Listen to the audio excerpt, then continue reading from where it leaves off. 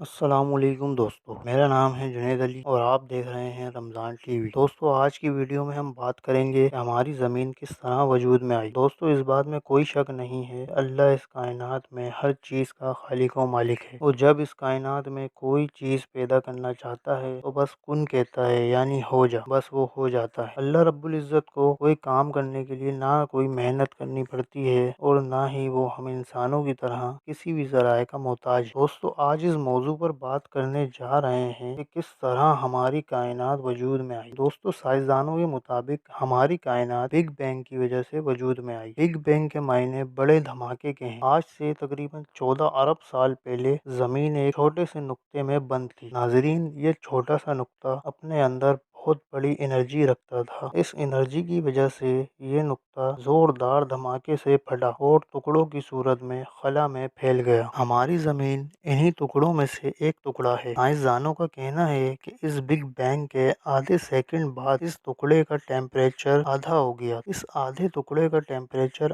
آج کے سورج کے ٹیمپریچر کے برابر تھا۔ سائنسی نظریے کے مطابق جب مادے میں بہت زیادہ توانائی ہو تو کشش ثقل یعنی گریوٹی چیزوں کو اپنی جانب کھینچنے کے بجائے ایک دوسرے سے دور دھکیلنے والی قوت بن جاتی ہے۔ ناظرین، قرآن پاک میں اللہ تعالیٰ کائنات کی تخلیق کے بارے میں سورۃ انبیاء میں کچھ اس طرح بیان فرماتا ہے کہ کفار نہیں دیکھتے کہ زمین اور آسمان باہم بند ہو کر ملے ہوئے تھے تو ہم نے ان کو پھاڑ کر جدا کر دیا۔ ناظرین، بگ بینگ کے 4 لاکھ سال بعد پوری کائنات ایٹمی ذرات کے دھوئیں پر مشتمل تھی۔ سائنسدانوں کے مطابق یہ دھواں ہیلیم اور ہائیڈروجن پر مشتمل تھا۔ جب گریوٹی نے اس گیس اور دھوئیں کو آپس میں ملایا تو یہ بادل کی شکل اختیار کر گئے اور بعد میں گریوٹی کی وجہ سے سکڑنا شروع ہو گئے، جس سے تارے، سیارے اور کہکشائیں وجود میں آئیں۔ ہماری زمین جس کہکشاں میں سے ہے اسے ملکی وے کہتے ہیں۔ ہماری کہکشاں کو ملکی وے اس لیے کہا جاتا ہے کہ اس میں سے سفید دودھ کی طرح روشنی خارج ہوتی ہے۔ ناظرین، قرآن پاک کی سورۃ حامیم میں کچھ اس طرح بیان ہوتا ہے، پھر ہم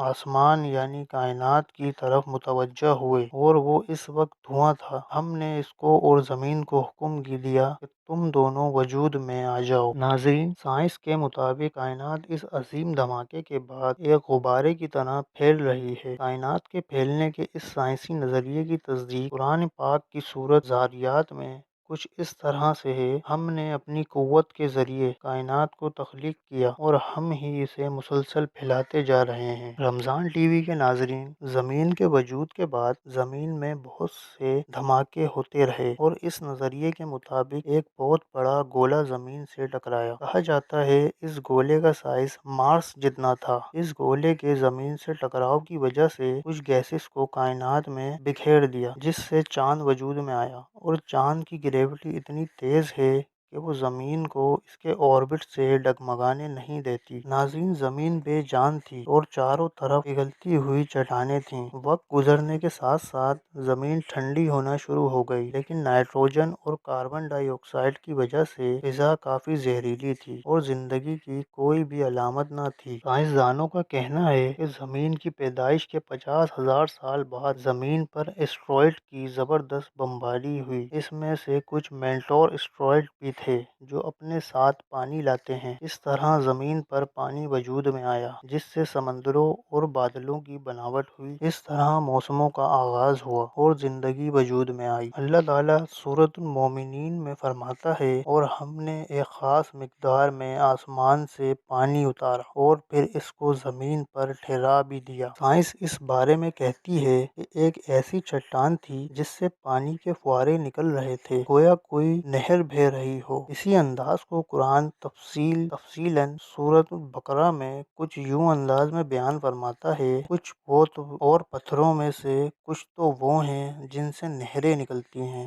اور کچھ وہ ہیں جو پھٹ جاتے ہیں اور ان میں سے پانی فواروں کی مانند پھوٹ پڑتا ہے، اور کچھ وہ ہیں جو اللہ کے ڈر سے زمین پر گر پڑتے ہیں۔ جیسے کہ سائنس کہتی ہے، نہ صرف اس پانی نے زمین کو گھیر لیا تھا بلکہ زندگی کا آغاز بھی اسی سے ہوا تھا۔ ناظرین، قرآن پاک کی سورۃ ہود میں ارشاد ہوتا ہے، اس وقت اللہ کا عرش پانی پر تھا۔ اسی طرح سورۃ انبیاء میں ارشاد ہوتا ہے، اور ہم نے ہر جاندار کو پانی سے پیدا کیا۔ ناظرین، नाज़रीन, कोई बता सकता है कि इस वक्त कौन सी साइंस या टेक्नोलॉजी थी जिसकी बिना पर कुरान पाक ने 1400 साल पहले वो हकाइक बता दिए जो आज का साइंसदान अपने तमाम वसाइल को बरोए कार लाकर पेश कर सका है। बेशक आसमानों और ज़मीन की तख्लीक में और शबो रोज़ की गर्दिश में अक्ल सलीम वालों के लिए अल्लाह की कुदरत की निशानियाँ हैं। नाज़रीन, सूरत निसा में अल्लाह ताला फरमाता है, क्या ये लोग कुरान में गौर नहीं करते? अल्लाह हमें कुरान की तिलावत के साथ साथ इसमें गौर व फिक्र करने की तौफीक अता फरमाए। नाज़रीन, उम्मीद है आज की वीडियो आपको पसंद आई होगी। वीडियो को लाइक करके और कमेंट करके